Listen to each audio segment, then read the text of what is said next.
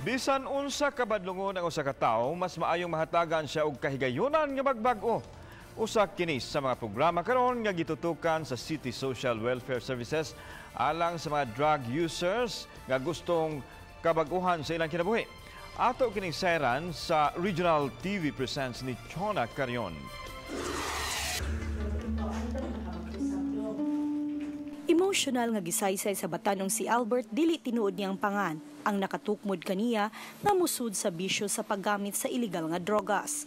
Milungtad dulan sa duha ka tuig ang paghit-hit niya og marijuana aron lang hikalintan ang gibating kasakit. Apa nakapasamot na hinuon sa iyang suliran ang paggamit niya sa gidiling drogas human masikop tungod sa paghupot og illegal nga drogas. Dinhina niya maamguhi nga wa siya'y makuhang kaayuhan niini. Problema sa pamilya. Broken. Ug karon nga may kahigayunan na siyang magbag-o, iya kining tinud-on. Na tukad atong nakuan ko na kung disgrasya na ko. At ko nga, di na ako gid mausap. Kung hinana nga, di gid siya kuan gid. Pati gid siya.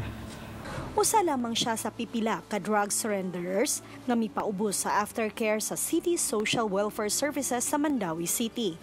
Tinguha sa CSWS nga matabangan ang mga drug surrenderer nga mahawas gikan sa pagkaulipon sa bisyo ug mabalik sa normal nga kinabuhi.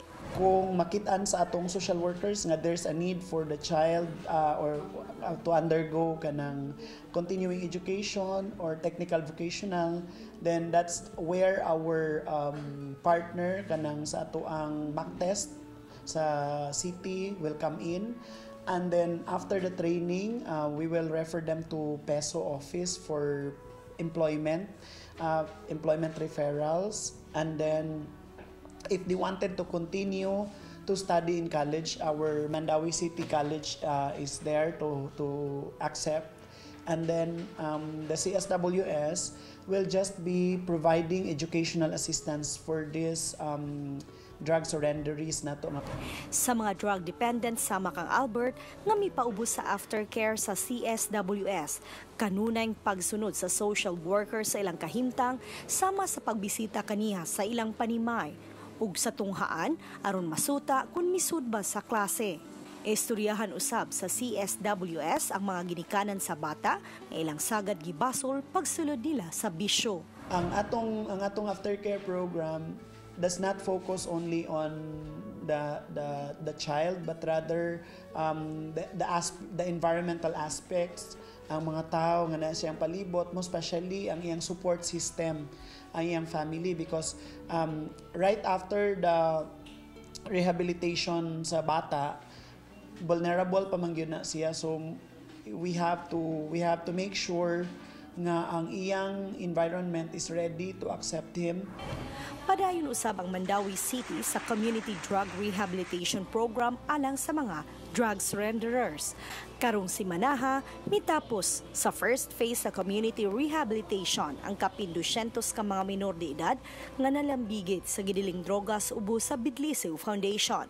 Human niini, ipaubo sila sa aftercare sa CSWS. We wanted it nga ang usa ka bata more holistic bitaw ang iyang pagkaayo, not just because he graduated from the program, but of course we wanted him nga mahimo siyang functional right after sa iyang rehabilitation.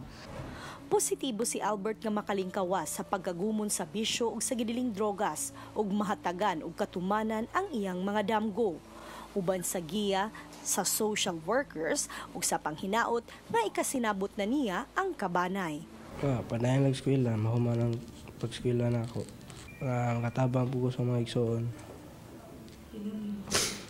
Tulo. Ako yung kinamagwangan. Ako si Chona Carion ug kini ang akong short dokyo.